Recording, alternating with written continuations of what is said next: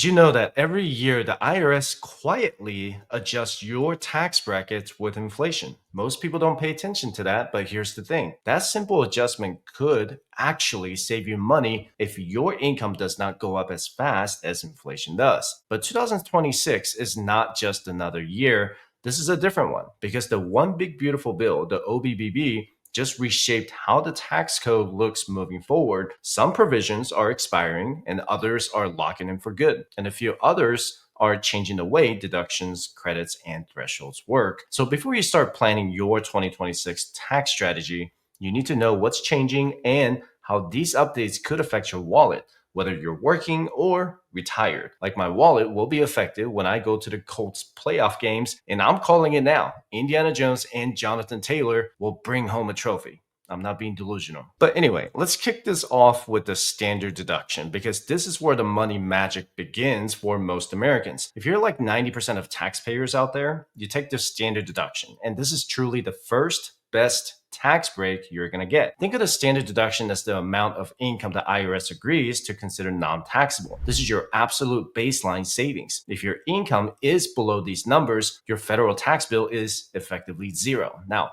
due to the inflation adjustments and the OBBB amendments, these numbers are increasingly nicely for 2026. So if you're filing single, your standard deduction is increasing from $15,750 in 2025 to $16,100 in 2026. That's an increase of $350. What that means in plain English is that your first $16,100 of your income, whether it's from your job, your side hustle, or your pension, is completely shielded from federal income tax. You don't pay 10% on it. You don't pay 12% on it. Nothing. It's tax-free. End of story. And that's a big benefit right out the gate. And it's why so many people don't even bother with itemizing deductions anymore, especially since the OBBB permanently wiped out the old personal exemption. And it was just a temporary measure with the TCJA from 2017, but now it's permanent with the OBBB. That makes sense so far, right? And if you file as head of household, maybe you're a single parent or you provide the main support for a qualifying relative, your standard deduction is climbing from $23,625 to $24,150. That's a bigger jump of $525, and recognizing the fact that you're carrying a heavier financial load. And for married couples filing their taxes jointly in 2026, the standard deduction for joint filers is going up from $31,500 to $32,200, and that's $700 more than your household keeps out of the clutches of the IRS. And I mean, $32,200 is a significant chunk of money. A married couple filing jointly will not pay a single dime of federal tax on their first $32,200 if they choose to take this standard deduction. And speaking of tax brackets, this is where things start to get interesting. For 2026, the IRS is also raising the income thresholds for each marginal tax rate. That means it will take a bit more income to reach those higher tax levels. Now, let's talk about the part where everyone really feels the tax brackets. In 2025, we're indeed under the Tax Cuts and Jobs Act rates, which means lower brackets across the board, such as 10%, 12%, 22, 24, 32, 35, and 37%. However, the scheduled expiration of these cuts at the end of 2025 was avoided. And President Trump signed OBBB into law on the 4th of July, which permanently extended the TCJA's individual income tax structure. This means when 2026 hits, we do not go back to the old, higher pre-2018 rates. The 12% bracket will not jump up to 15%, the 22% will not jump to 25%, and the 37% rate will not merge back towards 39.6%. Instead, the current 7 bracket rates, 10% through 37%, remain in effect, but the income thresholds defining those brackets are adjusted upward for inflation. And this crucial change means that for 2026, more of your income is actually shielded from bracket creep, and you're successfully protected from the major scheduled tax hike. Now, let's imagine your gross income as a single individual for the year is $66,100.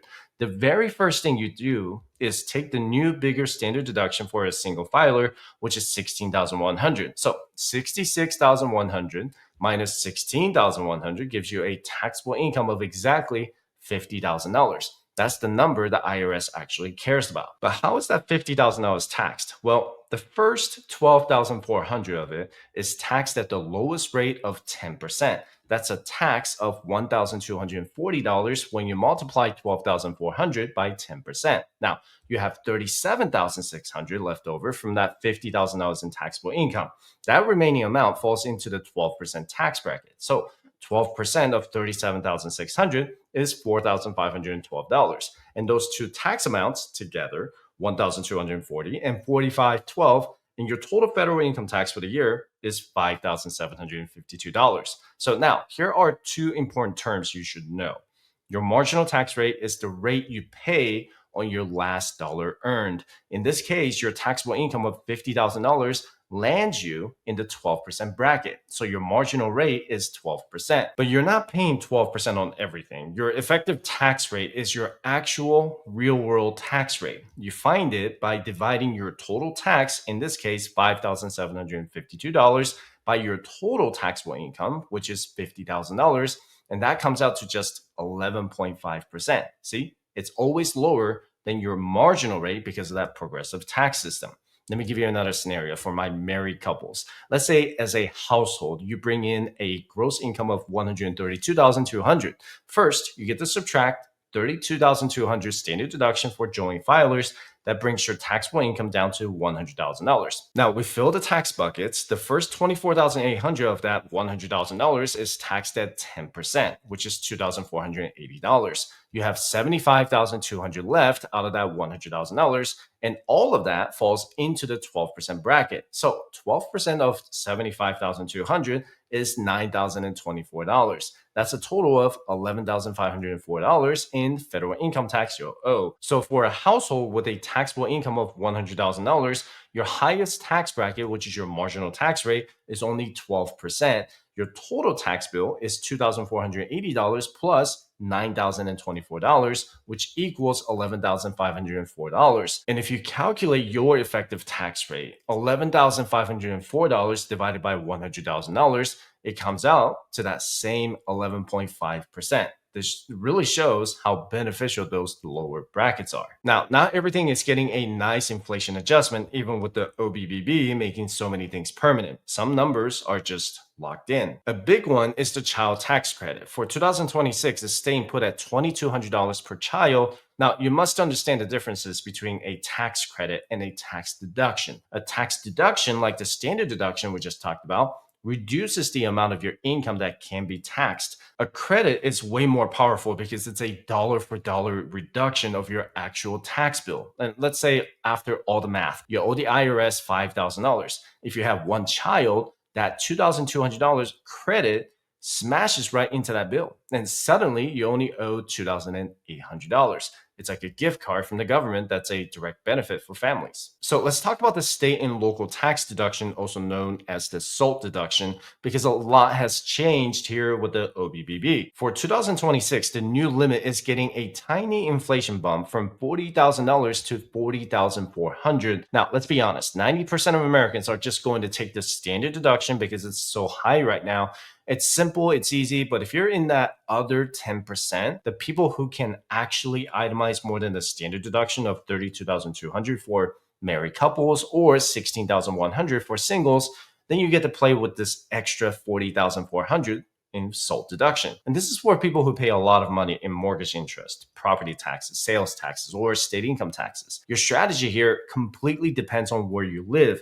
If I lived in New York City, I would be looking straight at my state and local income tax receipts because the taxes there are pretty brutal. And I would almost certainly be paying enough to make itemizing worthwhile. But since I live here in Las Vegas, where we have no state or city income tax, my focus will be different. I will be looking at writing off my mortgage interest and my state sales tax to try to get over that standard deduction. That makes sense so far, right? Now, for a change that affects a very small number of people, the estate tax credit or exemption is a big one. This is the amount of money you can leave to your heirs without the federal government taking a huge 40% cut. This number is jumping from an already huge $13.99 million up to an astronomical $15 million for 2026. On a related note, the annual gift exclusion is staying the same at $19,000 for 2026. So this means you can give any individual up to $19,000 in a year completely tax-free, and it doesn't even begin to count against that giant $15 million lifetime exemption. It's a useful tool for passing on wealth without tax headaches. And the other one is the adoption tax credit, which is basically the government's way of easing the financial strain that comes with adopting a child.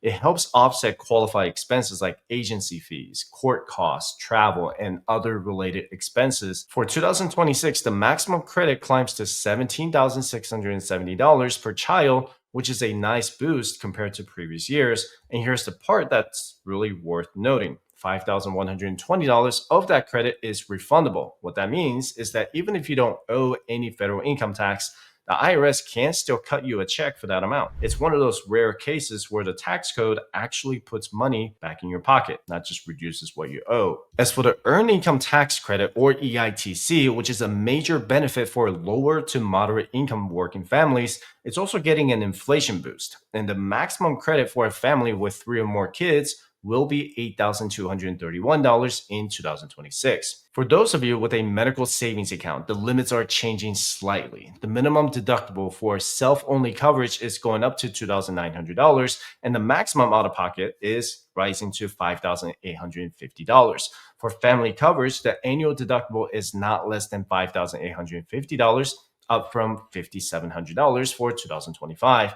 However, the deductible cannot be more than $8,750. The maximum out-of-pocket expense limit is $10,700 for tax year 2026, which is an increase of $200 from 2025. And for any of you guys working abroad, the foreign earned income exclusion is increasing. You will be able to exclude up to $132,900 of your income earned overseas from US taxes in 2026. So when you look at all these changes together, 2026 is shaping up to be a pretty big year in tax policy, and it's not just because of inflation. The One Big Beautiful Bill has locked in several permanent rules, like the elimination of personal exemptions and the permanence of higher standard deductions. But it's also signaling the end of some temporary provisions that were set back in 2017. That means if you're in your 50s or 60s and planning your retirement, this is the time to review your income strategy, your deductions, and even how your investments are structured. And in my next video, I'm going to break down the new capital gains tax rates for 2026 because those are changing too. And that's going to affect anyone with investments, especially retirees drawing income from taxable accounts. So be sure to subscribe if you haven't done it already. And this has been another piece of a video, and I hope you got a lot out of it.